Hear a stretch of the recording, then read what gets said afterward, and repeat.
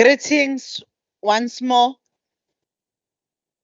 Cela sibingelelane okwesibili. Ngicela abakwi-plenary bahlale phansi. Ngiyacela abasathola ama-refreshments bakwenze lokho quietly ngoba isikhathi is not on our side. Participants, ngiyacabanga ukuthi sonke sesitholile i-lunch, so ngiyafisa siqhubeke ne-program so that noma sidlula seemingly sizodlula ku-1700 hours kodwa singasale sesidlula kakhulu. Asi-hand over officially to ufacilitator uDr. Ndlovu. Gatsheni, over to you.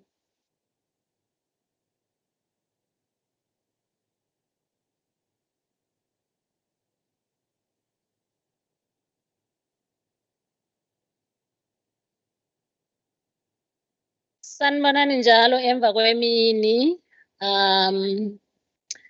Ngithemba nise right ke ngiyanithembisa ipanel yokugcina isection yokugcina nje sizohamba msinya.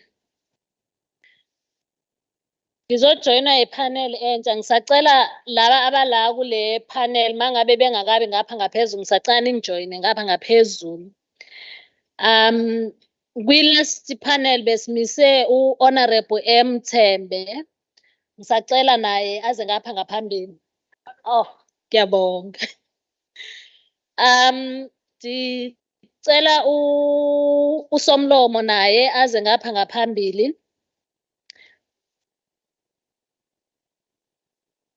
uMiss Sizophila Mkhize naye aze ngapha ngaphambili. uMiss Zimasa Mathiwane naye ngisacela aze ngapha ngaphambili. And then last but not least ngisacela uMiss Siphe Zungu naye aze ngapha ngaphambili.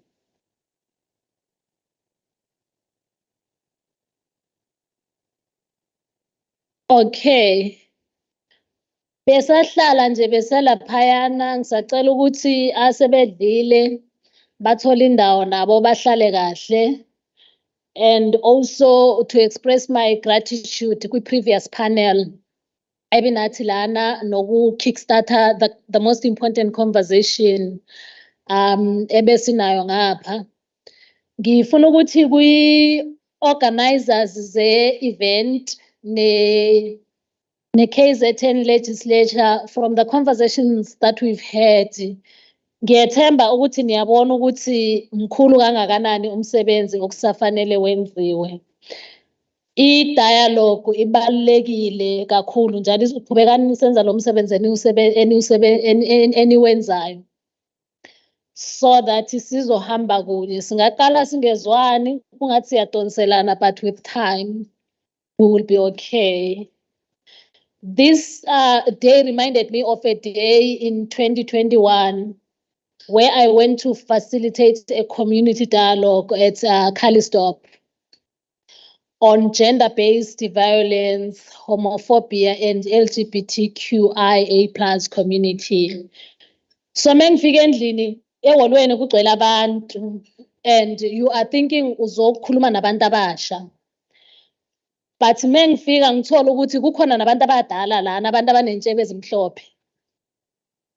And because the understanding is that abantu abadala esikhathini esiningi ba resistant to i-conversation around i-sexuality yabantu. Because esikhathini esiningi we cannot differentiate between gender and sex. That's why we insist ukuthi everyone is born a woman and a man, and then we then argue ukuthi abantu bayazishintsha. But talking about ukuthi umuntu uzalwa ewumfazi okanye indoda, we are talking about their gender, on who they are socialized to be, and not their sexuality. I-hormonal dispositions zabo asizazi, ukuthi ba-attracted ebantwini abanjani asikwazi, but for some reason we tend to hold our own perspectives. And then what worries me is that we come from communities where we force people to get married to men or women when they are not attracted to them.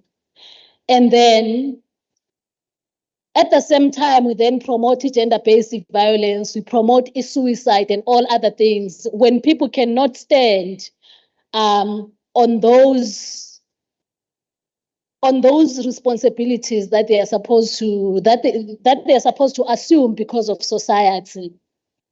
And also we have the same challenge because sometimes we do not have the marginalized communities within us because siyabajaja. And I loved the conversation from our previous speaker. I think it was Honorable Taluza talking about the progress that they've made so far because of community dialogue. Ukuthi noma inzima kangakanani baba kodwa ngokuhamba kwesikhathi sizayigwinya mos. Ngoba akuyingathi kuya ngokuthi abanye abantu bazifela kanjani njalo bazi-expressa kanjani, and there is nothing that we can do ngokuthi umuntu uzelwe nawaphi ama-hormones noma nawaphi. So I think I'm missing one speaker here. But anyway, oshodayo uzosithola samba. We next panel ezayo sizozwa from intergenerational perspective. I think it's something that was coming out loud from the previous conversations, both from the floor and from the panels, in terms of what can we learn from each other, and also what are the challenges. So from the example that I was using, drawing from my experience from Kalestop, is that sometimes we speak past each other as sinaso isikhathi sokuhlala phansi simamelane sizwe ukuthi omunye usukaphi so that sizo reach a compromise, and then sibe kwi-position efanayo bese we depart from the same level. What I found from that house at the end of the day were abantu abadala, how they surprised me and actually amazed me to say, for the longest time, we've never had an opportunity to understand some of these struggles and what they actually mean. We've sat with people who identify as the other without necessarily, listening to them in terms of what are the challenges, what are the struggles, what is it exactly that we're talking about.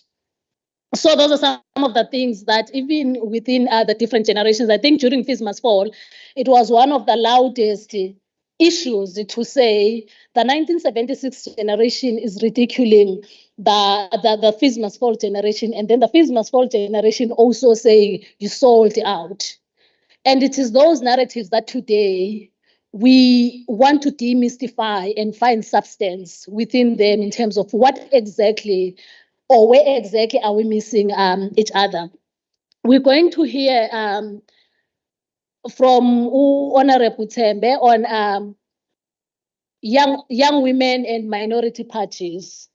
And this is very important because for the longest time, we have had a critique from other political parties that the ANC Women's League is the vanguard of, what is the word?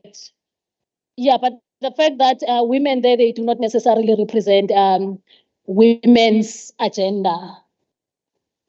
And this is a conversation that sometimes it sits so uncomfortable, especially for the people who wake up in the morning to do gender transformative work within the ANC Women's League itself and other structures. So today we want to think about ourselves as women first before we are affiliated to different parties, because our struggles do not discriminate in terms of party lines and all of that. I'm also going to hear from Usizo Mkhize talking about young women in active politics. I think active politics and young women is something that was raised. What are the struggles?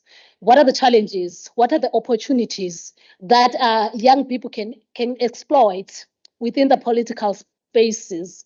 In my other work, I write about friends of delegates. Right, you know, when our political parties are going for these different conferences, and then we also ferry friends of delegates. And then one of the things that I've been questioning for the longest time is the role of women within these spaces and the power dynamics within the spaces. And I think something came very strong from Uzanele from the floor about why are we so quick to hold accountable women and not hold accountable men who abuse power? And I think young women in politics are able to reflect on that. And then we have women in media. And I would like to put it, I was really interested on the conversation around the power of the media in terms of painting the woman who dares to run for a leadership position, and the power of the media in terms of pulling that narrative, because they set the trend, they change people's perspectives and all of that. So that was going to be important. And then lastly, but not least, Ospezo, who will talk to, again, women in local government. And again, this is a very important topic because at the coalface of service delivery, what are the struggles? Where are we seeing our young people? Are we carrying young women with us as we deliver the services? Talking about questions of representation. How are women seeing themselves in the shoes of some of the offices that you occupy, some of the spaces that you occupy, and in some of the work that you do? How can you be supported, and how do you carry young women along with you? Without wasting time, I will pass the mic to Honorable Tembe as my first speaker. Thank you.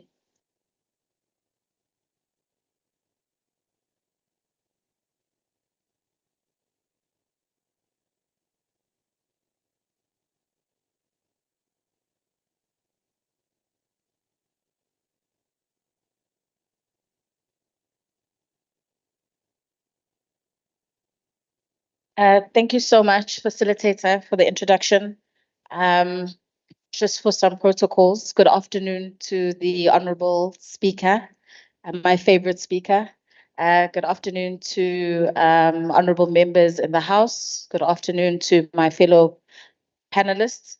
And last but definitely not least, good afternoon to the amazing, beautiful women that are in the House today. I am probably the youngest of two, or probably the youngest or not the youngest female MPL in the legislature. And that comes with such interesting dynamics. For instance, just today when I came in, I wanted to come and park, and a young man, obviously I had to identify myself, and I said, "I'm Honorable Dembe, please can I come in?" He laughed, and then he said, "Let me just verify that." So, which might be interesting because he went to verify from another man that was like, "No, she's an honorable member," and then I could come inside. But this is just but one of the many things that I have to deal with as the youngest member. And most of it is just not being believed that a young person can be in the legislature. I mean, even to such small spaces, whether we go and actually have to conduct oversight as part of my job, you would see that even if we have to walk, I'd end up have to trailing at the back because I'm the youngest one. Obviously, I'm not supposed to be an honorable member. And that's probably one of the first things that we have to fight, is that we are not believed that we should be taking up important spaces. And for the fact that I didn't get here because I just jumped on a broom, I got here as a young person because you work hard for the space that you are in. I know it says I'm part of the Young Women Minority Parties. I'm part of the Democratic Alliance. And part of that is even in that space, I'm still the youngest within our provincial executive that sits there. So I do understand that in the space of political parties, there's still so much that we still need to do to make sure that young people are represented in the spaces and the political parties that are in. And just a short story. Recently, I attended a retreat. It was a retreat that had young MPs, MPLs from different political parties. So it wasn't just a space for one political party, it was a space for different political parties. The specific retreat was tailored so that they could develop a program that could assist young politicians coming into the next cycle, the next general elections. And some of the questions that they ask us is, what was some of the issues that you identified coming in as a young politician? And some of the things that we identified, and this is across ANC, DA, EFF, there was even Freedom Front Plus, we were all surprisingly, or maybe not even surprisingly, shared the same stories and similar stories, but just about being young women in spaces of either being MPs or MPLs. So this cuts across all political parties.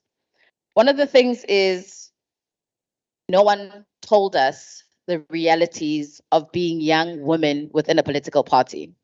You come into a political space and people expect you to know what is going on, and no one actually sits you down. And I mean in our political spaces and in across political spaces to say this is what you can expect.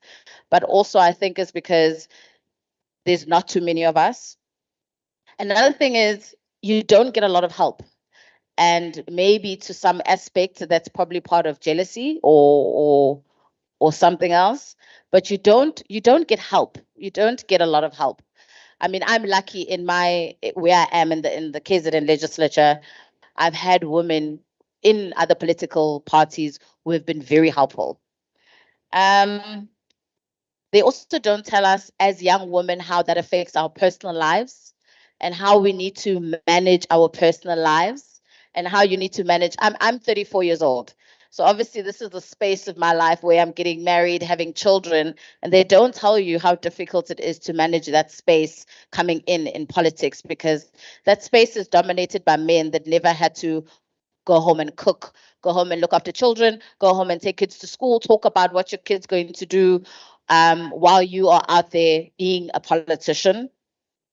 Another thing is they pit young women against each other. And that was a big topic we spoke about, the last panel spoke about, is that if they see young, talented women, occupying the same space, then then someone is, jealous of the other person, or someone, they're not a true friend, or they're going to talk about you behind your back. So they pit, young, talented, youth in the space of politics against each other, but also because that space is so limited. And another thing I find is that there aren't, and this was also spoken about in the last panel, but there aren't any female, older women mentors that actually take up the panel to assist you to carry on. We always make a joke that in some levels of government, it just becomes an old age home because people are sitting there and not moving, so that young people can start taking up those spaces, and that we are surrounded, and not to be ageist, but we are surrounded by elderly. So I think the onus specifically is on political parties and their processes. So from the beginning, when processes are opening up for lists that we're speaking about to be open, young women have to feel like they can be competitive in that space. And they don't feel like that. They don't feel empowered to be competitive in those political spaces. Those lists that are being reviewed in our different political parties have to be quite specific to find representation where that matters. Because we forget about the youth when it's time for important conversations to happen. Even spaces like the IEC have to be working very closely with the Gender Commission to keep accountability alive and to keep representation alive. The Gender Commission is not there for, for show. They are there to make sure representation, and especially amongst young women, is happening. I think youth structures sometimes are used as political tools instead of important places where the youth are meant to air some of their views. We go and, I see this when the legislature hosts youth parliament, but sometimes instead when we get to youth parliament, the one thing that people are talking about is fighting amongst, what the adults have sent them to do instead of being in a space to fight for what the youth need. And I think, the youth structures are there and they sometimes crumble because they're not given any space for them to fulfill their mandate. And sometimes they're only given that space for that mandate to fulfill someone else's mandate. It's such a huge issue because the higher you go, the spaces are, from the trickle down effect, they are so male dominated and male top heavy, and there aren't any opportunities that open up. And we have to talk about the issues and the social issues that are plaguing this province. Teenage pregnancy that doesn't give you a chance. COVID-19 hit women more than men. Gender-based violence that was spoken about previously, and that we hit by a double intersectionality of being young woman and specifically being young, being Black, and being a woman. I don't want to talk too much that was talked about the sex for jobs issue, but I also think, and I'm very honored to be part of the space, because when I was listening to the questions that were coming out of the guests today, it is so empowering for me to hear some of the questions that are coming out of the women. It means that there are smart, capable young women who are ready to take up those spaces. And we need to be part of that change. We need to disrupt the status quo. We need to make sure that when we step there, that our voices are heard, and they're heard very loudly. And as young women, I've learned that we really suffer from this imposter syndrome of why not me? It can't be me. I can't be in this space. But I'm challenging young women to say it is you. This is your space. This is your time. And this is the places, whether you're in university, whether you're just entering spaces. And if somebody tells you that you can't because you're still young, actually you can because you are. I think creativity starts from being the youth, and you need to fight for the spaces that make sense, because there's no way someone can speak to you about your issues. But as I close, just a small little fun antidote is that the Department of Social Development has this program called YOLO, and this program is supposed to take you out of doing negative social behavior and for you to think of the positive social behavior. So I said, if that was me and I was in that room trying to name what that program would be, it probably would not have been YOLO. I think we needed a young person to be part of that specific conversation about how we name something that is supposed to reinforce positive behavior, because YOLO means you only live once. I do whatever I like and it's not going to make sense. But for me, all it says is there was no young person part of that space that speaks about young people and about young people's risky behavior. There's no way that someone who has gone past sort of risky behavior or different types of behavior that has to start implementing programs, but they are not young themselves, because the one thing that is constant is change. So youth representation and youth representation within governance and politics is so important, because the majority of the youth is going to be the one that's going to be the voting structure, and definitely going to be the one that's going to be taking up spaces so that our future would be brighter. But yeah, thank you. Thank you so much. Thank you so much to Honorable Thembe Laphayana. Very enlightening reflections. And there are a lot of takeaways, but for me, one thing that is constant is change. And I think now that I'm passing the mic to someone who's speaking on intergenerational conversations, the change becomes very important. And I think that's being embedded in nothing for us without us, because then when we start to represent other people's struggles, that's where we miss the conversation. But also to question, the lack of reflection of young people in leadership spaces, parliament, and all of that. In light of the fourth industrial revolution, where the technology is changing and our old people really struggling even to operate their own cell phones, how are they even insisting not having young people within these leadership spaces is still a mystery or a puzzle that we're still having to go and look for. I pass on the mic now to Usomlomo Mose, KZN Legislature, Honorable Nontembeko Boys. Over to you.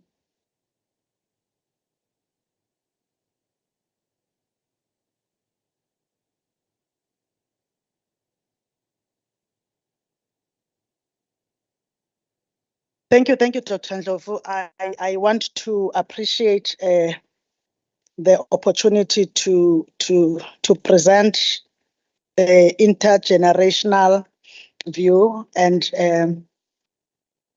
greetings to the panelists, fellow panelists, and the members, my colleagues, and the participants. Ours is to speak on what has been done in order to make things a little bit allowing for further participation.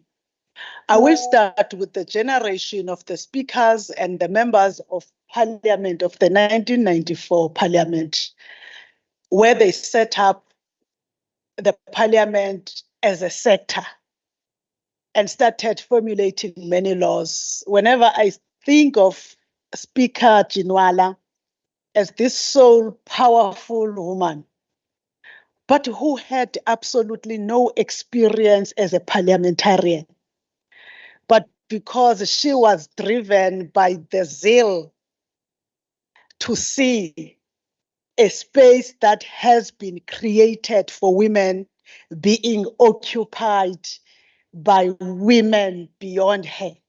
And that entire generation, you find that they were a generation of driven women. They believed in something.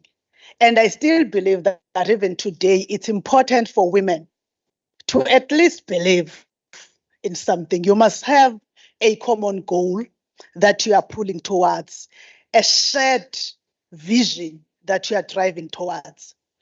You take it to the following speakers, Abo Sisbali, Abo Sistandi, Abo Sis Nosiviwe to now. But you come to the province of KwaZulu-Natal, from the time of the introduction of the Women's Parliament, the KwaZulu-Natal is one of the sectors that started, one of the legislatures that started and led sectoral parliament, a legislature that was led by a woman as a secretary, Miss Naidu, the ancestor around here. They ensured that they create Women's Parliament as a platform of letting women engage and be exposed on how the parliament environment work. We built on that to the current time that we now moving from Speaker Nkonyeni to Speaker Johnson to the current environment of the speakers that have ensured that the discussion now moves in from only creating sectoral or engagement platforms, but we move towards gender sensitive, because those speakers before us ensured that the parliamentary environment was not sensitive to the intersectionality of gender issues, whether it is through the buildings or it is through the language that is used, but also through la parliament participants and Dr. Ndlovu, awuyigqoki into ezoveza le ndawo, ne? There's a certain way of dressing that is determined by someone elsewhere. You don't wear sneakers. They don't check whether you're comfortable with that. You don't come like Honorable Kaluza with uncombed hair. You don't come to the legislature wearing something that is above your knee. So you think that there's nothing in that. But you also use not to have accouchment or maternity leave. So meaning that it is an environment for the women of my age who are no longer going to have children. It means that a man, when a wife is having a child, will not take that leave because you must be available to serve the people. Now, then a new discussion came that was going to ensure that there is a bringing in of Mabato, Sizo, and others into the environment, building gender-sensitive parliament, sitting down with you and say to you, what are the issues that affect your participation in political parties? Because we understood that you have to come from lists of your political parties or as independents in the coming election. But if you do not know that you can register as an independent, you will not come. But if you do not participate in a political party, you will not find young women. So it will continue to say, you do not show this part, necessarily because mine cannot be shown because I am a little bit overweight. But when I look at the others who are plumpy, they still show it and it looks nice. But it's also about choices. Now, we had to sit with these conversations, involve young people. But you also added in bringing more young women and young people, understanding the issues of gender and sexuality, but importantly, the intersectionality of the needs of gender and sexuality. The legislature of KwaZulu-Natal then introduced the LGBTQIA+ Symposium, whereby we are not going to look at a member on the basis of their sexuality, whereby we are not going to look at a transgender woman as lo mfana ozenza umuntu wesifazane, because we are educated. And for that to filter down, you need young people, because the majority of people in South Africa are young. There are many young people. And when you want to make an impact, you must go to the people that are at a level of conversing with others. You are at the level of influence as young people, whether it's in your tertiary institutions, also in your society, but also in the social activism space. The legislature of KwaZulu-Natal also had to be faced with the reality that some of you will be bored coming here to stay with us the entire day. We had to ensure that we have a few but rich many. We introduced the bill back type of communication so that we welcome people to participate without coming but without paying. That is to accommodate a young person who does not have imali yokuthenga idatha. Those were allowing you then, after you have listened, to make alliances and then go back and participate in your own space. But we do not end there, Dr. Ndlovu. We have civic education. Where we go, we started at Mangosuthu University of Technology, speaking to young people about the importance of participating in the decision-making of this country through registering to vote. We do it every year before elections, whether it's local government or any time. It's part of one of the third mandate, which is public participation. So when we are doing that, we are actually teaching young people about the mandate of parliament so that they get informed and build an interest of what is done by a parliament. Where do I go when I have a problem? You can't go to a ward councillor for something that does not belong in local government. These we are doing so that many opportunities are created for the occupation of young women. Lastly, there is a women's caucus that is led by the chairperson, Eliwe Madlopa, which then targets young women, expose them to budgeting issues and matters of governance.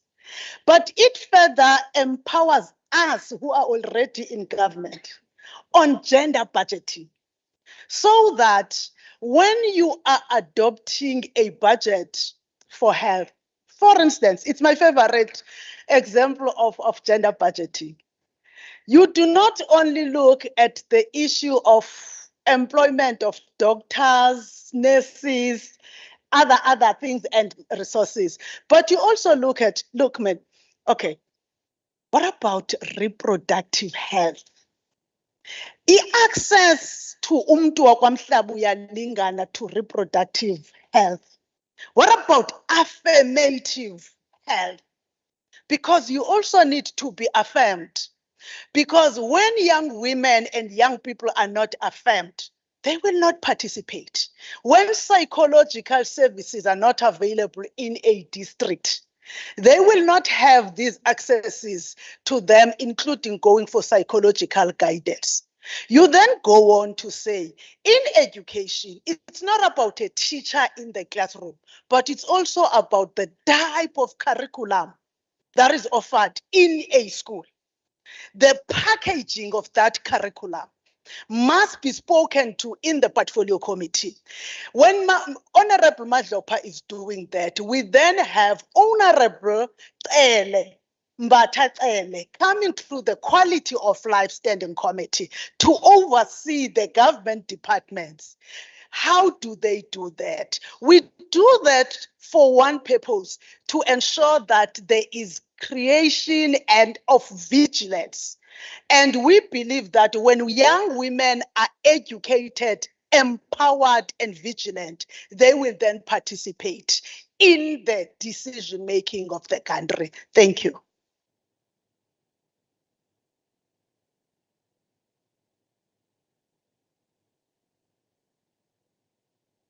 Sibonge laphayana kuSomlomo a reflector on ezinye i-programs that are taking place here within his space, but most importantly, the reflection of the work that is being done is passing the baton to the young people, but most importantly, the opportunities that they never had, making sure that they are cultivated on the ground, making sure that young people are encouraged and also empowered to participate in decision making, especially on programs that affect them. One takeaway from that is the conversation around the dress code and all the accompanying debates.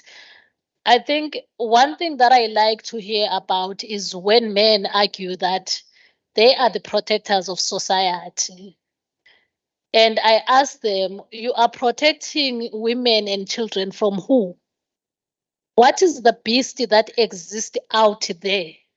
So much that as a whole community were preoccupied with the idea of security. Sesabani ngaphandle, ngubani lo ome ngaphandle esimsabayo, so that kufuneke amadoda asivikele kuye. Kube indoda ifuna ukudrive ebusuku, wesabe enye indoda ngaphandle ukuthi izoyithathela imoto. Ufuna ukuhamba esitradweni ebusuku entombini yakhe, wesaba ukuthi enye indoda eliphara izamthathela imoto. Kube ngamantombazana ahamba ngaphandle esaba ukuthi amadoda amanye ngaphandle azoyidlwengula intombazana okanye adlwengula abantwana. Kanti kahlehle lana, when we're talking about security, sikhuluma nobani, njalo ngubani i-security threats. This is something that I want to throw to the men, all of them in the house, ukuthi let's ask each other, make sibuzane ukuthi yini le esabeka kangaka ngaphandle singamadoda. I'm passing the mic on to Usizophila Mkhize, Young Women in Active Politics. Over to you, sis.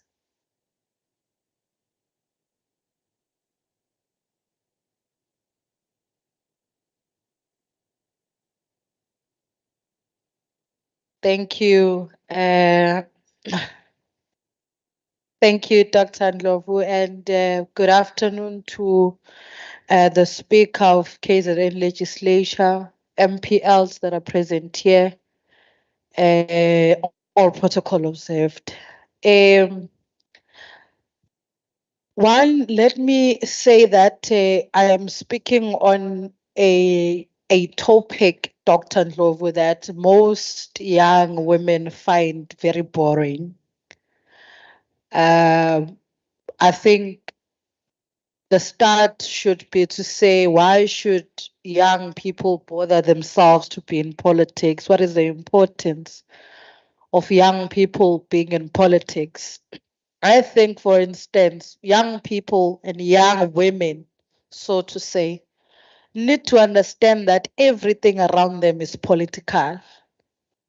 Everything around you as a human being, as a citizen of South Africa is political. The price of bread you eat in the morning, it's political. There is nothing that happens for the sake of happening. Young people need to understand that those abahlala emqashweni away from home studying in universities and high schools, bayazi ukuthi amafutha ayadura manje, and it's politics that dictate the price of those things. Everything around you is political. And if you don't involve yourself in politics as a young woman, you are actually giving other people a chance to make decisions on your behalf. You are giving other people a chance to be the ones who will tell you how to live your life and actually choose or make choices about your life. So I just wanted to say for the background that it's very important that young people are not only, you can't know all soapies as a young woman from 6 to 10. You know which soap is starting at what time, followed by what, and followed by what, but you do not know even current affairs. You don't know what is happening around you. You can be bombed and you don't know because it was on the news and you find news boring. It's very important that we familiarize ourselves with what is happening around us, and what is happening around us is political. What is happening around us, it's politics.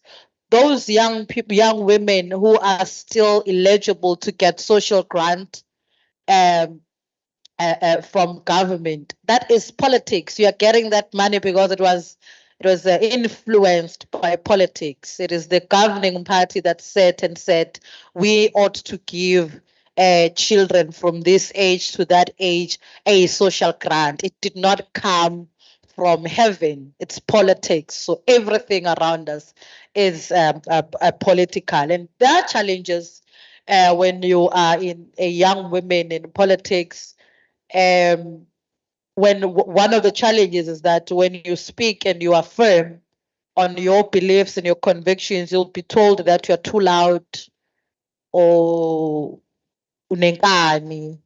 But sometimes you're just being firm and you stand on your convictions, and you always have to prove yourself. You always have to prove that you are worth it. You always have to prove that I can also lead, and I can tell you that you actually are proving yourself to against a group of people that are 10 times lower than your IQ.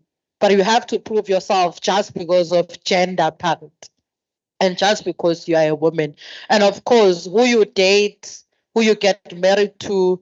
I think in the last panel, there was a discussion about how women are labeled about who they decide to associate themselves with.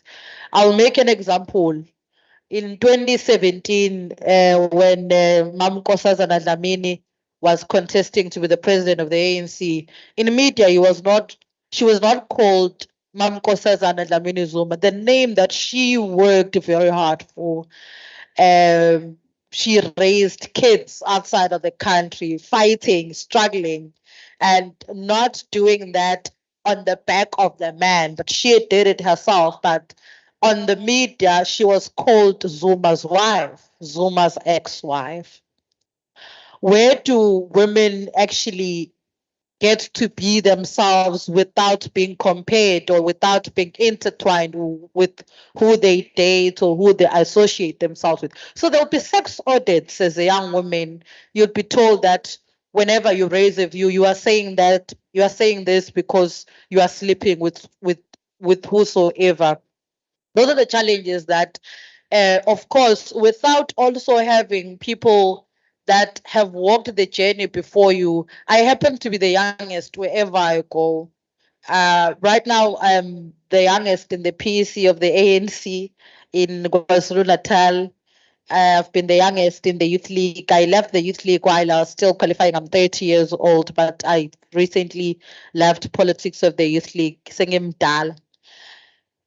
But what happens is that it's difficult to walk such a journey when you do not have women that have walked the journey in front of you. And also the caliber of women that have walked the journey in front of you becomes very paramount, because you'll have women that have walked in front of you, but who despise young women, who see young women as a threat, who see young women as people who are coming to take up their space, and women that do not really believe in other women. And I think it's just resilience really that helps one to strive. Also, when you are a young woman at our age, when you are 30 years old, like myself, or even older or younger, at this point in time, maybe 80% of us have kids already. 80% of us have families. Abo sunshine bashadile. Now, when you are a young woman, there is a challenge of you balancing your family life and being in politics. And I can tell you, a male counterpart can be absent from the space, from the political space, for a good 6 months, but no one is going to make a noise. But you are absent for that 6 months. When you come back, ubeguphi, wayangavela ahlale ekhaya agade abantwana. And those are the things that we actually face as young women in politics. But it's a very challenging space, but a very necessary space to be in. Challenging as it is, but it is very necessary because it builds not only leaders of government, but when you are young and you're in politics, you are able to liberate even your own family, young as you are, because when things happen around your family, when in families, particularly of the rural areas, when there'll be just an uncle who perpetually rapes young kids and the family wants to discuss it and close it up and say, "Indaba yasekhaya, ihlazo lasekhaya." When you are young and you're in politics, you're enlightened to say, no, this is wrong, this shouldn't be happening. You don't only liberate the society, but you liberate also even your family, a person next to you, and it's very important. And I think just for proposals, Dr. Lopez, I'm about to give back to you. I think one speaker had said that abantu bayazi that women are weak. Women are not weak. There are people that would like to believe that women are weak. Women, particularly young women that still have energy, are the strongest humankind, young women. When they can count struggles that they are facing and you see that they're able to go through them, you can see that young women are very strong. And also, unity of young women must not be a unity of a cosmetic unity. We always say that young women must be united, women in general must be united, but we must first identify what is it that unite us. Another problem will be for us to think that as women we think alike. As women we must have same choices. It is impossible for us to have same choices as young women. So it's very important that we learn to tolerate each other. It is important that we learn to accept each other's choices as young women, and be educated on accepting other people's choices. And having these types of conversations, Honorable Speaker, I think it is really going to help. And we're glad that you brought this program here in Umlazi. You did not take it to Palito. I do not want to say who took a program of this nature to Palito. But we're glad that you take these programs to Emalokshini, to Emakhaya, where there are young people that are daily affected by the matters which we're discussing. And lastly, being a young woman is a stress enough. Being a young woman in politics is a stress enough. But also there are gay young women, the lesbians in the political space, young, who constantly have to explain their sexuality, who constantly have to fight 3 times more for their space and for their voices to be heard. And I would just want to say what is important is that we're able to pick each other up. And I'll quote as I close Umamu Charlotte Matleke, who said, "And if you can rise, always bring someone with you." Thank you.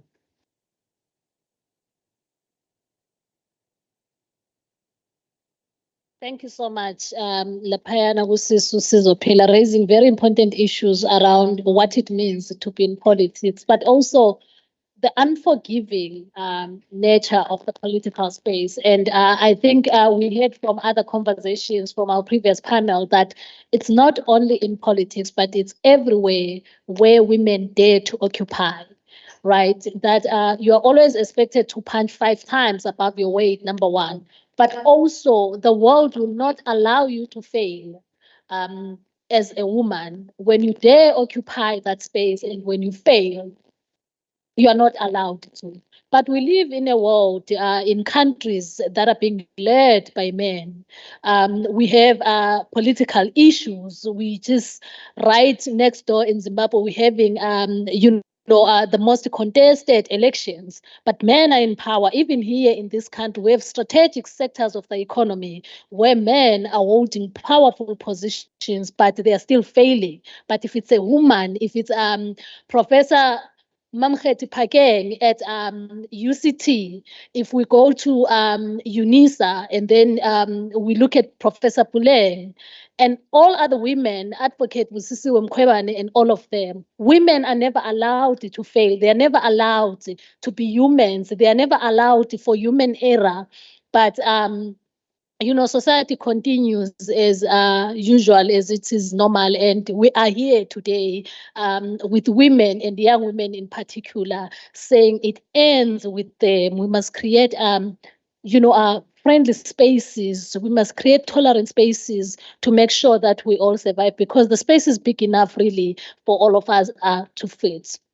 Last but not least, on my panel, I'm passing the mic to Uspe Zungu, who is going to speak on women in local government. Thank you. Thank you, Dr. Ndlovu. Good afternoon to the Speaker of the Legislature, MPL members in the House, panelists, all protocol observed. Let me start by making a disclaimer. In agreeing with the politics is the order of the day. It's a social order. I think that's an acknowledgement as young women across different sectors. Whether sesontweni kunepolitiki esontweni. Isekhaya kunepolitiki yakhona, and there's patriarchy even at home. So local government as a sector is also not immune from the politics. In fact, it's what is central to everything that is done there. Dr. Ndlovu, I'm a beneficiary of programs like this one, enziwa legislature. Being a beneficiary of these programs, these empowerment programs, has shaped my growth, both in education and in the sector where I'm deployed in local government. I'm a beneficiary of a quota, which is 50-50, the policy of the African National Congress. There's a huge role that needs to be played by women. Moreover, I'm a beneficiary of a 40% of the Youth League. Young people must take center stage. In fact, we deserve to be in the main table in all decision making, because our time is now, and there is really nothing for us without us. So to ensure that the government of the ANC delivers to our people, young people in particular, there must be young people in those decision-making processes. Having said that, I'm a beneficiary of the youth parliament and program like this. In fact, dating as far back as Gogo Makhosi Ntuli, who was the chair of the I can't remember which committee, but in the legislature, is which quality of life, Honorable Speaker. We are indeed standing on the shoulders of giants who believed there's no liberation, social liberation, without liberating women. And when you're liberating women, you are really transforming a society. Having been a beneficiary of a quota system, akbanga just because I'm a woman, and being in local government is not immune to any other political structure, in other political formation. It's not a beauty contest. Njengoba Shilo usizo next to me. It require more than the qualifications. It require experience. But I was given an opportunity by my organization with no experience, and I'm the only young person in the council. the only young person in the executive committee of a municipality. That comes with its own challenges. Eyokuqala, from not only from men, because men it's an obvious one, but from women. Sefikelana-ke lo sathatha ikhundla zethu because bona bathi bafundile. That's another challenge. Any challenge is having views, general. Chairing a committee about community services that maximizes public participation in the district. And one of noma enye yama portfolios within the community, kuna gender, there's youth. Now you know gender it cuts across, but there are programs that you must explain even to your own colleagues in council. Why must you have an LGBTIQ desk, for an example? Because of the stigma esikhona also in local government.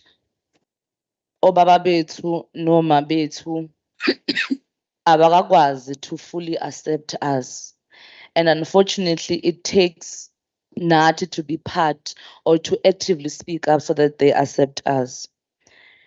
Kuma local government elections in 2021, ama-stats akhishwa IEC, 29 years into democracy, only 37% out of 213 municipalities were women. 12.5% were ward councillors that are voted.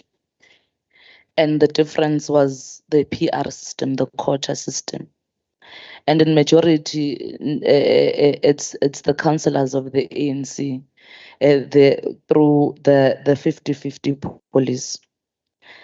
Now, issue guthi, the struggle of women emancipation is not about to end. We're still going to fight in council amongst ourselves as women, because not all women, like Antunte, no Honorable Vuisa, no Honorable Makosi, to mention a few, are accepting of us as young women in leadership, who see an opportunity ukuthi kumele basigrume, sikhule, and we are a generation eza emva kwabo, not because we're here to take over. We're a very patient generation. In local government as well, we've realized that the patriarchal system will not build inclusive societies, but it's also about Leo drift and other problems are amongst women in particular. Ngoba umamwini says siyabantu besifazane, we entertain patriarchy. Uyayichaza ukuthi in a relationship and home nasemsebenzini, but where as challenge akhona ila khuluma khona about yoke of oppression, that we must realize ukuthi siyabantu abasha, young women in particular, we still have challenges of issue of sex, issue of color, and the issue of class.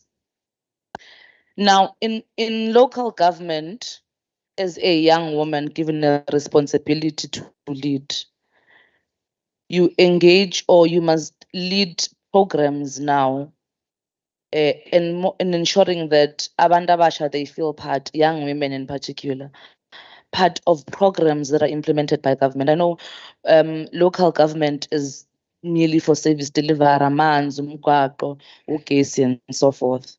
And we tend to ignore social issues or social services. Kube ne program yamaspala where a young woman must address a forum of abafelokazi. You go to a forum, remember, sifike with no experience. We're given an opportunity to learn and grow within the ranks. Akekho zokucoacha. what do you say to abafelokazi? Because ngikholela ukuthi ayikho into ongayisho engabenza bafile whatever form or shape if we haven't traveled that journey that they have traveled. Kunama programs that are relevant, that address our social issues, but Tina as young women, as patriarchy is that we can't address or we can't be in the forefront of those problems, of those programs. Kunosisi abancane abaningi abahamba emkhosi yomhlanga noma abahlolwayo. It's a very good program ukudila with the scourge of HIV and AIDS or other related diseases. Within lezo intombi ikhuliswayo, they're taught how should a girl behave. But ayikho training ethi kusasa, how are you going to lead within the environment? We are taught to follow.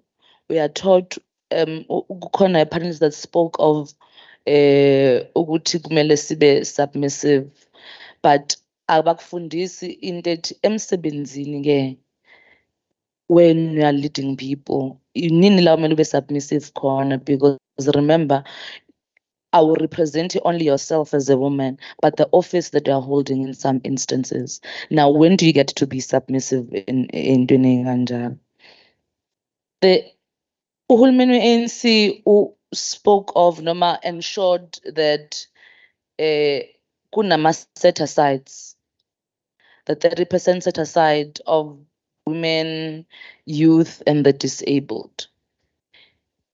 When we speak of women, we don't want to include young women. Rather, young women must be beneficiaries of the youth 5%. Yet these women are the youth, yes, but they are women. It does not only happen in councils, as Lalagwan, even in the administration. It is even in politics. It is like that. Now, how do we then ensure that we fight for our space as young women in these set asides? We don't actively participate in trainings that are required so that we are able to render services or be equal to the task as women. I did say it's not a beauty contest. Sometimes the qualifications ehamba wodwa awekho enough. Experience is required. Let us actively ensure that we are out there, because there is nothing for us without us. Young women don't participate in road shows. Kunesilwana kuthiwa IDP in local government, where somqulu of programs. It's a 5-year plan of the administration, but we derive programs from the IDP.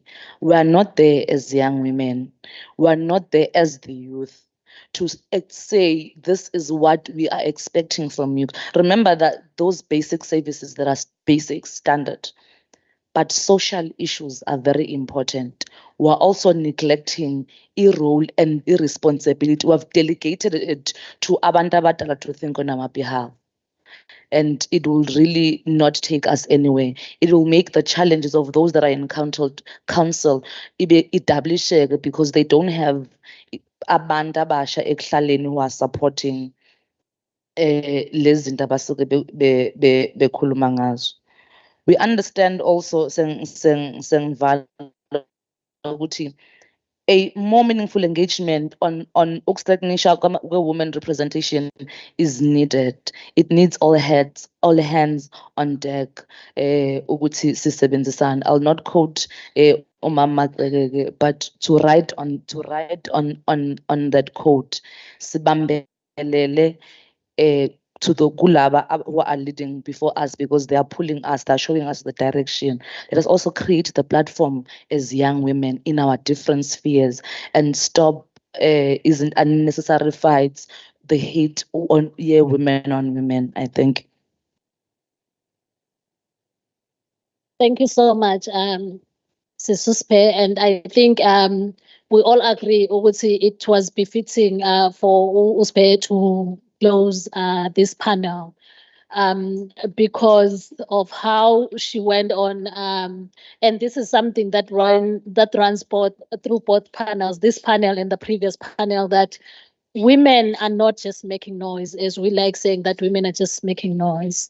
They are not just identifying their challenges, but in addition to identify challenges, they are tabling solutions on the table to say, this is how we can, do things better. This is how we can come out of this.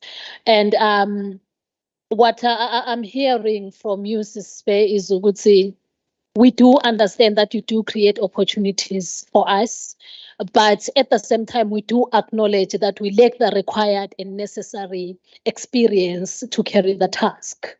And this is really a call for each and everybody, not just women, but people who occupy different positions, to learn that your interns are not just people who are there to photocopy for you and run to buy your coffee and all of that. They are here to learn the job. They are here to become leaders of tomorrow. And we've heard from both panels that there is enough space for us. Whether it's us as women, but also all of us as women and men in different spaces, to coexist.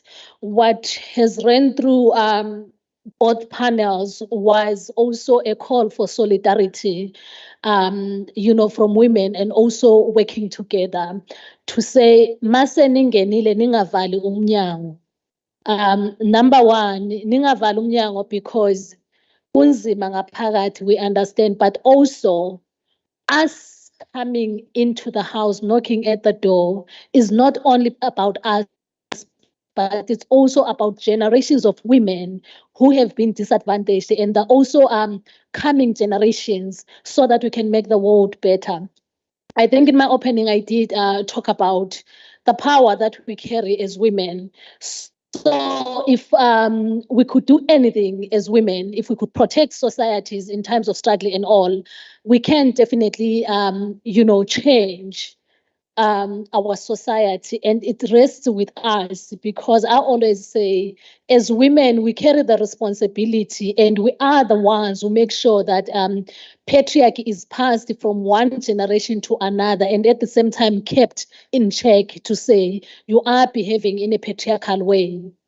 And we are saying, as we go back to our different spaces, how are we acting differently, so that we do not fight each other as women, but we collaborate, so that when you see another woman tapping into the space, you are not seeing your competition, but you are seeing a collaborator, someone that you can work with, someone that you can mentor, so that because if you are serious and genuine and intentional about the change that you claim to be making, it means then you understand that you cannot do it alone. You need to open the space for other people, for other women, so that you can come together, pull the resources that you have together, and everything. We expect gender-based violence to end, but how are we empowering our women, our young women in particular? The capitalist system is already violent there. And on our previous panel, we had someone from the traditional leadership, a very important and strategic space. How are we ensuring that we prioritize land rights and property ownership? Because when we go to the banks as young women to look for a house, you need to pay that house together, or you need to pull a payslip together with someone else who's your partner at that time. And then by the time gender-based violence erupts, it's difficult for those young women to pull out of those relationships because they are entangled economically. So how do we think through economic empowerment? How do we learn from the previous generations How do we take advantage of the programs, the roadshows and everything to make sure that we participate? Because participation in these spaces, they will also ensure that we translate what we've learned into our everyday life, but also empowered to negotiate differently in different spaces. I'm going to open the floor for a few questions, a few hands. I think we still have about 10 minutes or so. Please make the questions very brief or your comments to the panelists. I'm taking hands. If there are any. 1, 2,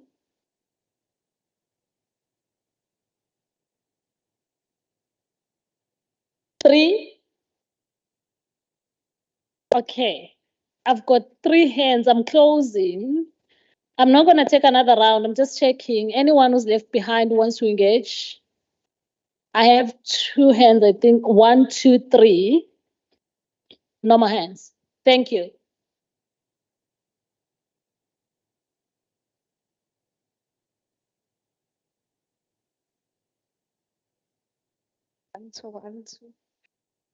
I'm going to be very brief. My name is Mo Ulu. I think most of our audience touched based on the similar thing, which is women in politics. So I'm not going to be very direct on who I'm basing my question to. I'm also one of the youngest women in politics, and it's very amazing for me sitting here to hear Uguti, all of the issues that we go through as young women in politics, that I'm not the only one. I'm just like, oh, because for the most of the time, I was like, maybe I'm the only one who's going through these things. So thank you so much. Oh, Miss Sizopila Mkhize, I was very touched by your, but what you were saying, especially the importance of politics and the importance of the woman in front of us, of which I think it is you guys in this case, especially since we are going to national elections next year, looking at the lack of young women who are interested or in politics. So my question would then be, what is it that we are doing wrong, looking at the percentage or the number of women, especially young women in politics right now? Because most of us, we've been in politics for a long time, and we usually now have this thing in our mind that I've always been the only youngest person. So what about the others? What about all the young people who are here who might be interested, who would one day to sit here in front of us and speak like you guys? Also, how do I then overcome this fear as a young woman? Because also I see myself sitting there like you guys one day, but there's always this fear that is holding me back as a young woman. Thank you.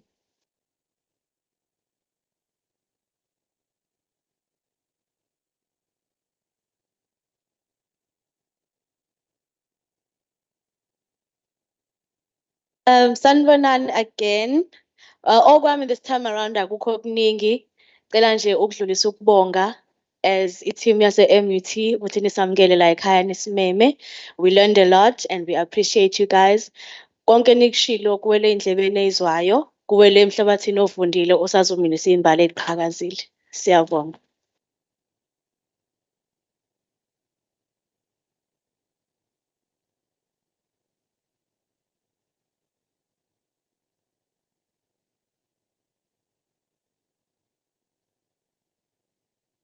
Sanibona yet again. Samkele Mthembu from MET. Thank you. Very insightful program, by the way. Very, very insightful. I think I stand with you there. We really learned a lot being here. And I think throughout both programs, you really stood with the saying, Yoguti, if you really teach a woman something, you empower a nation. And I hope that we as young people here are going out into our campuses, into our daily lives, and we are putting all these things into place. I wanted to specifically speak to abantu who are in activism, that there is a gap within our society, if I can put it like that, in our activism, in going out there. Where I come from and where I am is not the same. I could say that from people who are from deep rural areas. So I'm engaged in a program of community outreach. So we go to rural areas and we basically empower young people and let them know what there's life after varsity. You know, you don't have to be, there's life after high school. You don't have to be a taxi driver. Because if you go back to deep rurals, the only careers that are very popular is being a teacher, a social worker, a nurse. Abanye, they want to be taxi drivers. Others just want to be wives. And that's it. So we go out there and we put that knowledge that, hey, there's a varsity. You're doing these certain amount of subjects. These are the causes you can venture into. But there is that gap of not knowing.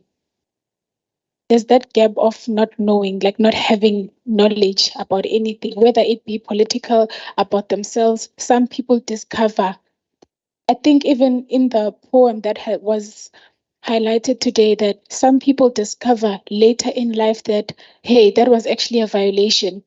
So us as young people in our activism, can we then also make it a point that when we do get engaged in these programs and go out there, can we plant that seed of teaching Uguti? There's something called gender-based violence. There's something called rape, even if it's not in your structure but just to plant that seed of knowledge so that it invokes them to want to know more about it, so that Leo knowledge Leo iyafika ngasemakhaya, because honestly there is a gap. When I say there is a gap, because some people, you get to varsity and you're like, huh? You know, even with the LGBTQI, some people though that's a foreign language to them. So can we go back, maybe in our activism, when you go home, when we go and viva at home, may we plant that seed of that knowledge. Ngiyabonga. Thank you so much. From our people engaging from the floor, very important questions there and important insights.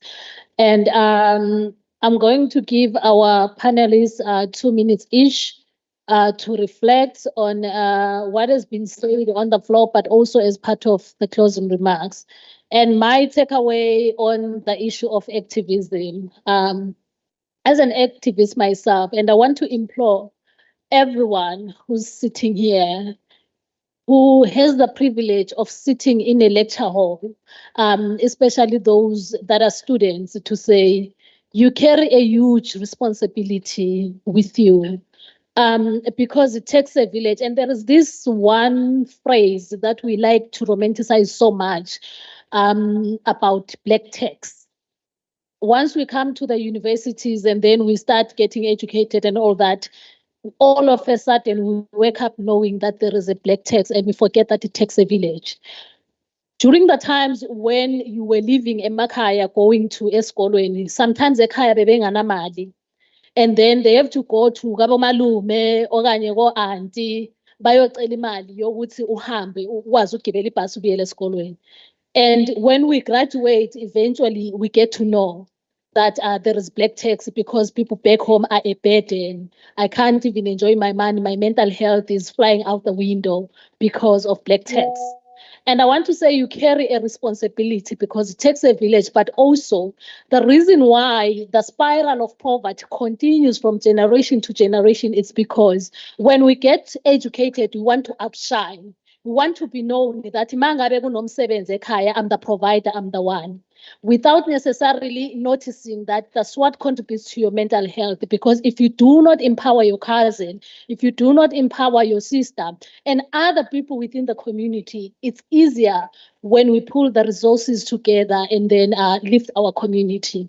But if we want to remain the only people outshining, the only people who holds a university degree, who has a municipality job, and who is a social worker, a teacher, and all of those fancy jobs, we are not realizing that we are putting a burden on ourselves. We are stretching our mental health. We can't even do things that we want to do because the burden is sitting on us.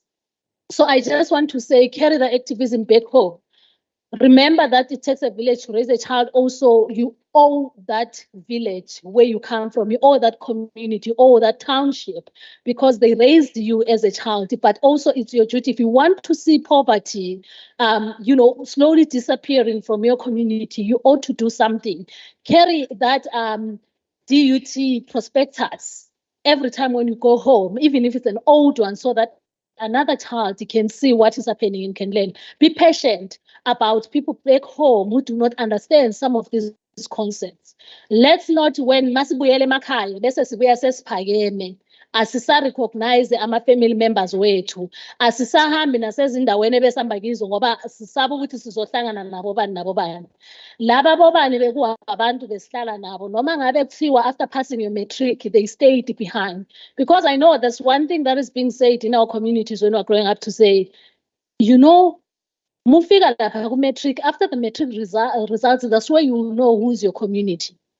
That's a very dangerous narrative. I'm saying go home and go back to your people and make sure that you pull a community together. And as young people, we empower each other, but also as women, we educate each other about our rights, because women's rights are human's rights, right? So I'm throwing this to every young person here who has a privilege. Thank you. 2 minutes. 2 minutes. Thank you, Doc. I requested to start so that I leave young people with the last voice. I think I will go to what Small asked about what are we doing wrong to not have the bigger number. As someone who is 47 and a mother and grandmother to some of you, I don't think we're doing anything and you are doing anything wrong. But we take it to what was raised. I think it's the lady over there, Usamke, earlier on, about not telling the stories. I was in CISPOC recently with Speaker Mapisa Ngagula, who said she thinks that she owes us. Tibizwa young again nakule sector yethu kuthiwa young. She feels that she owes us as young parliamentarians by not sharing the experiences with us. And I also think that probably colleagues, we are guilty of not sharing the experiences with them. Let's talk in our political parties with the young women and the youth in our parties about their journeys. Let's document the journeys, not for self-gratification, but the achievement of our political parties, and share with the young in our political parties, all of us, because each political party that exists in South Africa and is represented has its own blueprint in terms of contribution and changing South Africa.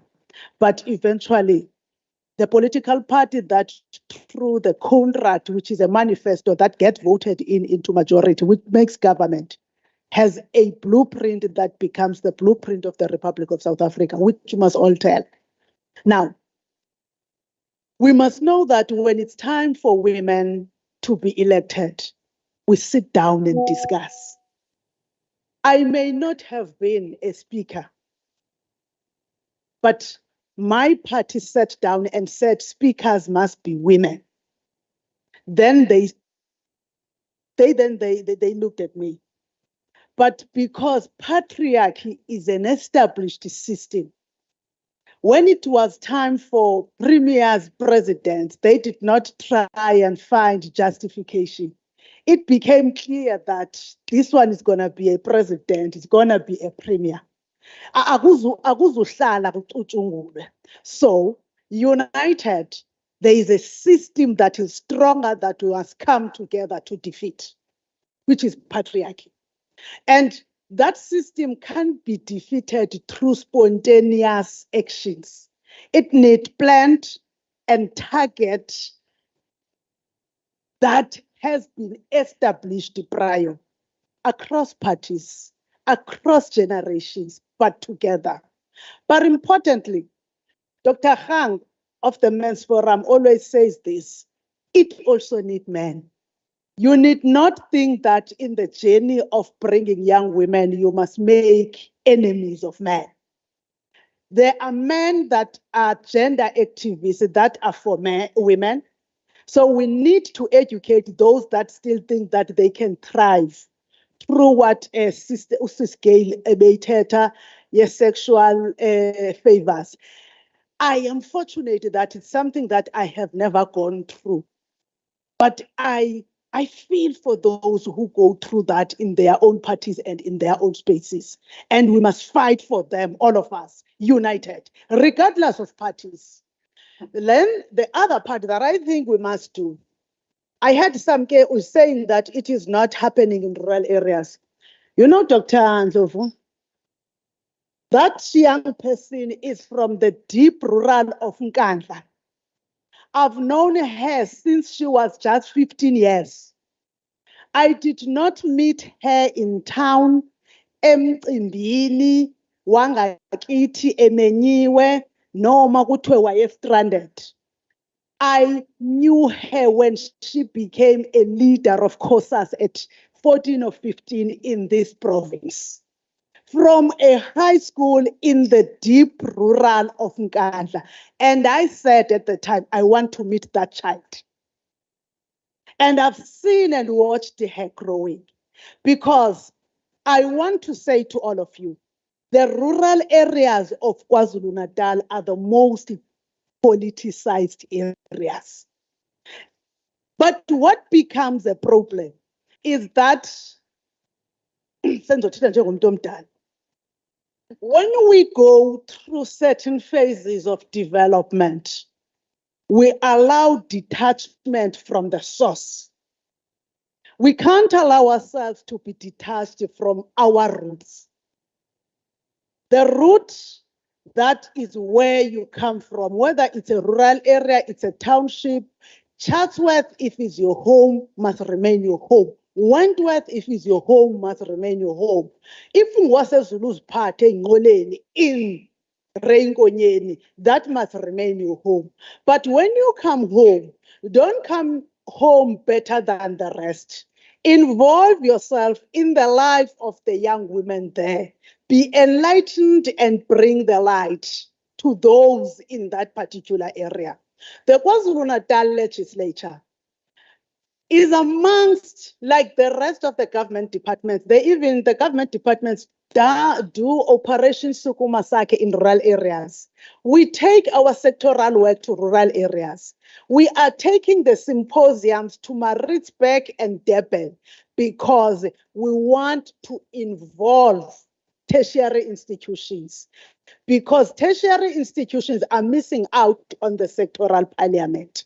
The reason we are here, Dr. Ndlovu, is because we are thinking of those that are at DUT, UKZN, MUT, Berea College, and the rest, and those that are in Pietermaritzburg. Otherwise, we should have gone to Emabuyeni, Ward 13 in Umlazi, and speak to the rural there.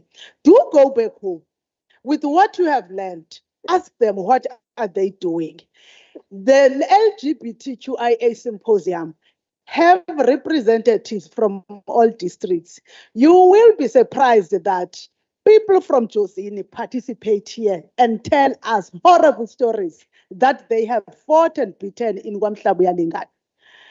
People from deep rural areas participate in the preparation for children's parliament. Young women writing poems about their experiences. There was this young lady, and somebody can go unozindaba. Unondaba othandizindaba.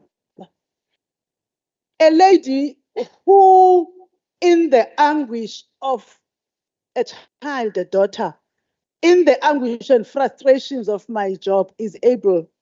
Sometimes we get sometimes frustrated by those people called academics when we are in IBED.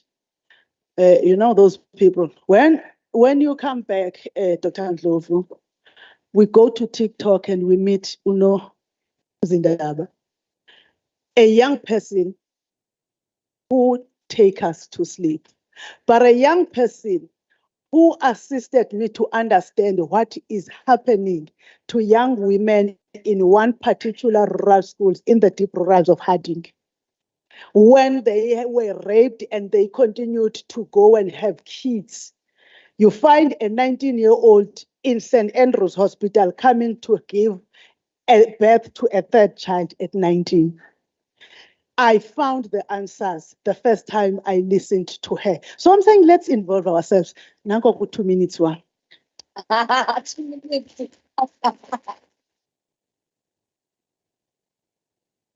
Thank you, Speaker. I won't be long because of time, but I think it's also important for me to say, it was very interesting listening to my fellow panelists, which is also very inspiring, and it's very lovely that I get to meet them today. And why I say that is that, even though we come from different political homes, it is very important that we have competitive politics. This is what keeps democracy alive. And it's important as well because we also need young, schools in our own political parties, that we need to have political schools for young people that are growing up, so that places like this can in turn develop into people who end up sitting here. I myself was part of a political school in my own political party, and now I'm a facilitator in that political school so that I can pay that sort of forward. So it's very important that is being paid forward in our specific political homes, and that competitiveness in politics is important so that we can all keep each other accountable. And Usmo was talking about fear. I say, Usmo, sometimes people never tell you when they're sitting here that they are still afraid themselves. And I think you should do it in spite and despite of fear. In part of my favorite poem, I'm not going to say poetry because it's not my song suit, is that when you are liberated from your own fear, you unconsciously give other people permission to do the same. But also, I think that fear is also blocked, because we can stand here and sit here and act like we are still not afraid. And that you feel that, oh, I can't, but young people must take up those spaces despite that fear. And just on a small nugget, I'm very grateful, and I continue to be grateful to be part of spaces like this. I think I never get a chance where you're comfortable to say, I've made it. I think it's always important to be gracious in the spaces that we're in. And I'm very still to this, this day, and hopefully one day even more. I'm excited to also see the caliber of young women that are coming out those spaces. And those gaps must be filled where that woman and these young women that have been asking amazing questions and them being here, that gap needs to be filled quickly, and get more into political schools where that generation of young women gets turned over very quickly, so that these conversations are more about how do we progress than how do we start. But thank you so much.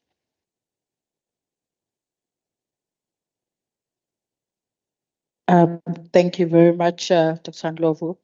And thanks to the ladies that made comments and asked questions. I'll try to be very brief.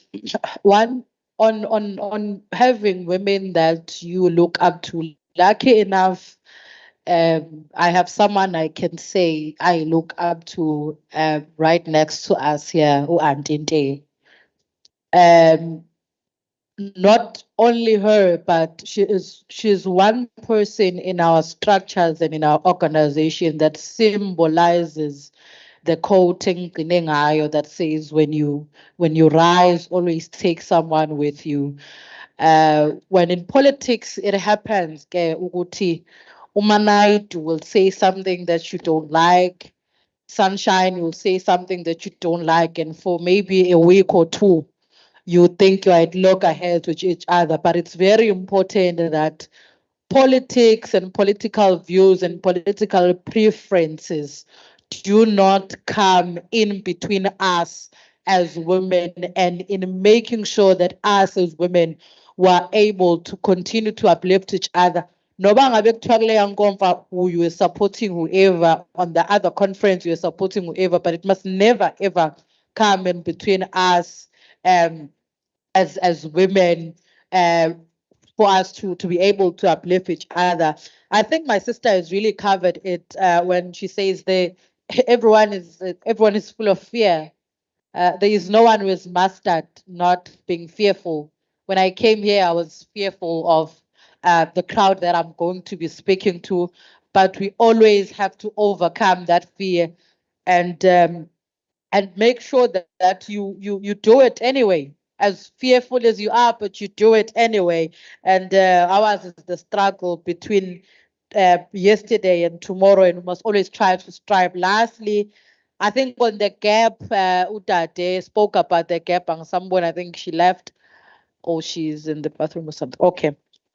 Oh, there she is. The gap between the urban and the rural, it's something that cannot be fixed by one person. But as you said, Dr. Ndlovu, that it takes a village to raise a child. So teachers, like Andinde was saying, that I started my activism at 14 years. So teachers is nduna, nginga nenduna ke, mina is nduna, and every other leader in the society, utisha makaya uyahlonishwa. Those people have a responsibility of making sure that they educate these young people. They educate young people, they educate young women, they educate the society, because one person, you can't wait for Sizopila to come back in Nkandla. There are people in Nkandla right now who must do the job of educating the society, so that when Sizo comes back, she comes back just to add on the information that is already there in the village. Thank you.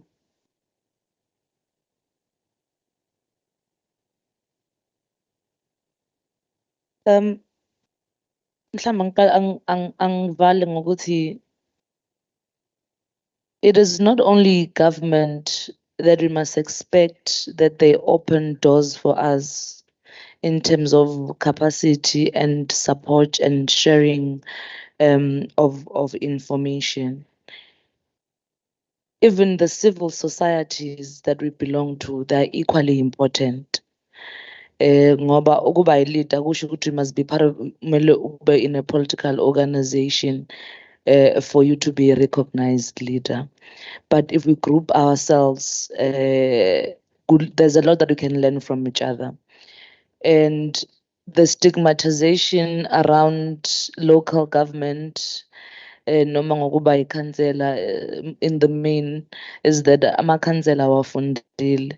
But I can assure young people ukuthi young councillors of the ANC are educated, and it is for those reasons that we get to be given space to be advocacy for the change that we want to see happening in society.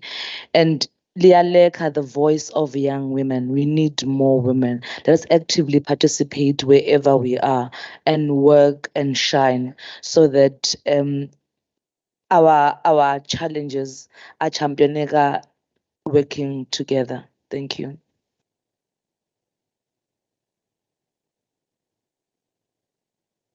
Program Director angizibongele, ngibonge nakubo bonke abantu abahloniphekileyo abebe kule hall namhlanje. Ngibonge kwi-audience yethu noku-engagwa.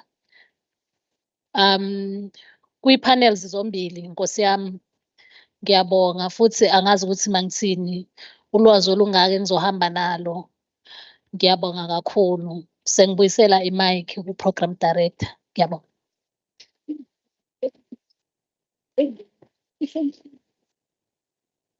Siyabonga kakhulu.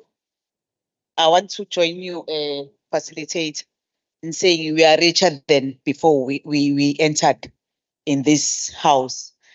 Kodwa-ke ngenxa yesikhathi asicele ozosibongela thina sonke.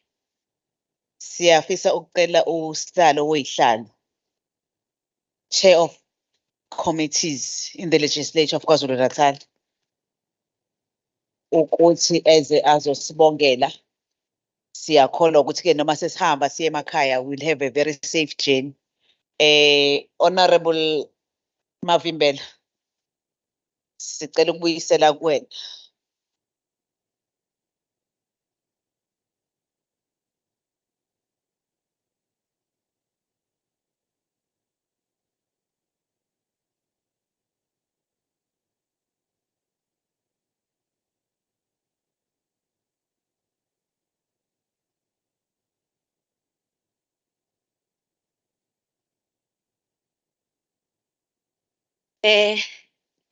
Thank you very much, Program Director with a disability. So I'm adjusting on your disability. Now I'm having my own disability, which is different from yours. To our Honorable Speaker and the facilitator of a session, my name. So I'm a doctor by association from today onwards, Dr. Hlengiwe. Ngicela unginake Hlengiwe, please. Ungamphazamisi Program Director. I am a doctor by association because Hlengiwe is a doctor. I'm also a doctor today. Bonke nje oHlengiwe that are in the house are doctors today. Our beautiful audience of the day. Let me start by giving out the tokens of appreciation to our panelists. Before I start, amazwi okubonga khona ngisale ngedwa la ipodium yabo. Ngicela ukuthi ngiqale wesizo kule province yaKwaZulu-Natal umntana enduna ndim. Okusho ukuthi-ke you are a second mntwana enduna. You can ask whoever who has been here before bazokutshela ukuthi ubani umntana enduna. Ngicela ukuqala ngomntwana enduna the junior uSizophila Ntwenhle Mkhize, the legislature of KwaZulu-Natal. Thank you so much. Ave uswenkile we mntana enduna, hayibo. Ngicela ukulandelanisa. Yabona ke ngizokuyeka ngokho kuseceleni, ngithanda makuthiwa uMancwane, uyabona. Ngicela ukulandelanisa ngoMancwane. Angazi noma lento ibikhulunywa kuba lapho kuhlangana khona abantu abasha ukuthi there is a theme for the day. The way you have dressed, it means you have discussed somewhere. The KZN legislature is saying thank you very much for your participation.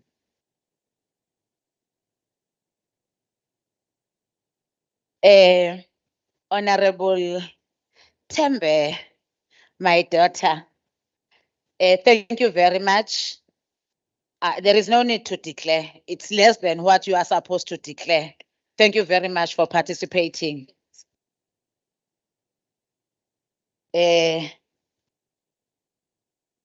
Amagama amafishane kakhulu, Nkosazana Dokotela. Ngoba ke noma sengishilo ngathi udokotela kodwa ukuthi Nkosazana ngiliyeki. I think you will understand what do I mean.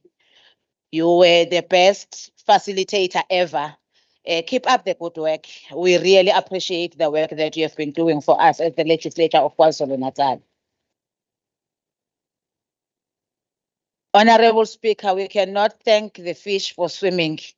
Therefore, I'm giving you nothing, Honorable Speaker. I can't thank the fish for swimming. Yeah, but she is doing what keeps it living. I'm going to be very brief. If they told me what, and I'm going to issue the token of appreciation, I was not going to write any notes for this symposium.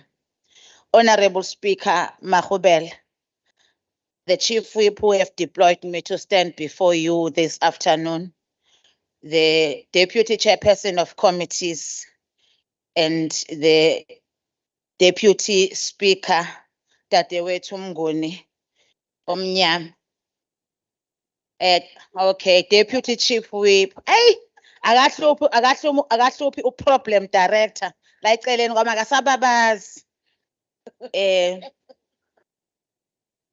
The chairpersons of portfolio committees and all the honorable members that were here today, Osingabo, our daughters, the future leaders, generation of our province and the flowers, the beauty and the pride, where we are looking ourselves and walk tall, the apple of an eye.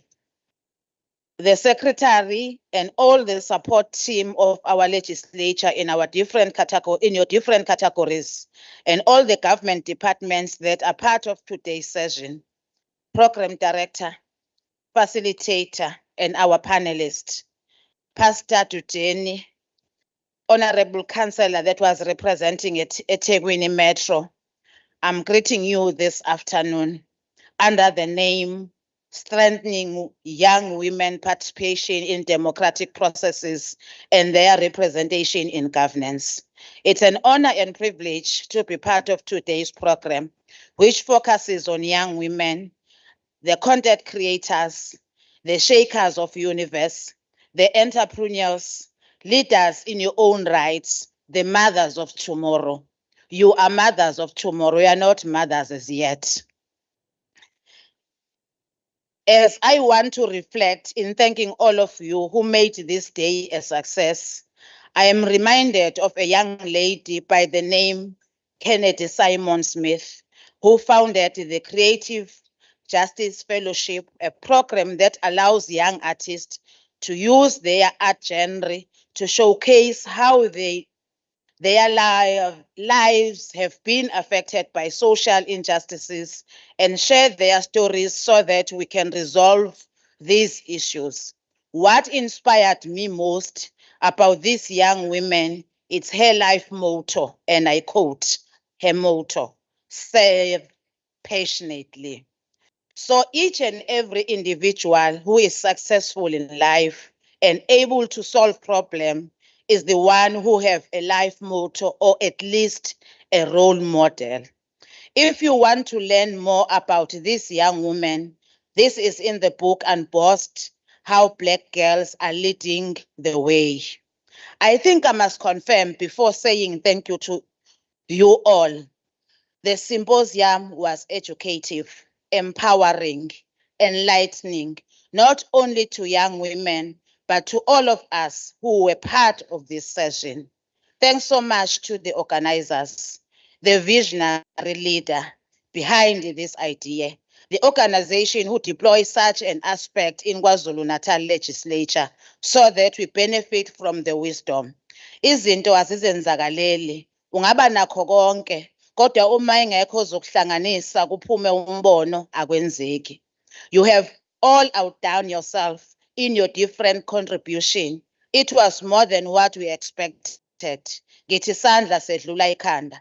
Nobody obengenza kangcono kunani, but it's not yet over. Let's continue to empower more of the society and be the leaders of the society wherever we are and excel. That's all I can ask from all of you.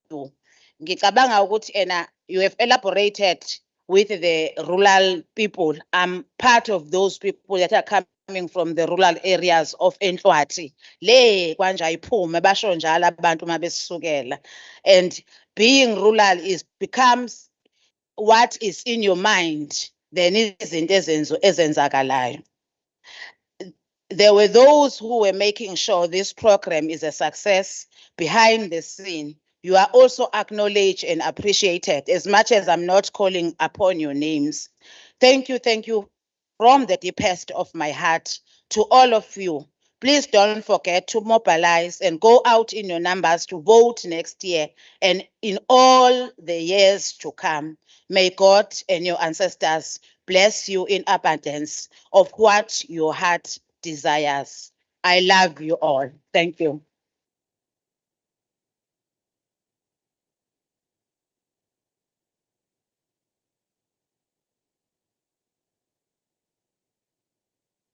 Siyabonga kakhulu ukubongwa. Sinifisela uhambo oluphephile uma sesibuyele emakhaya. Thank you so much.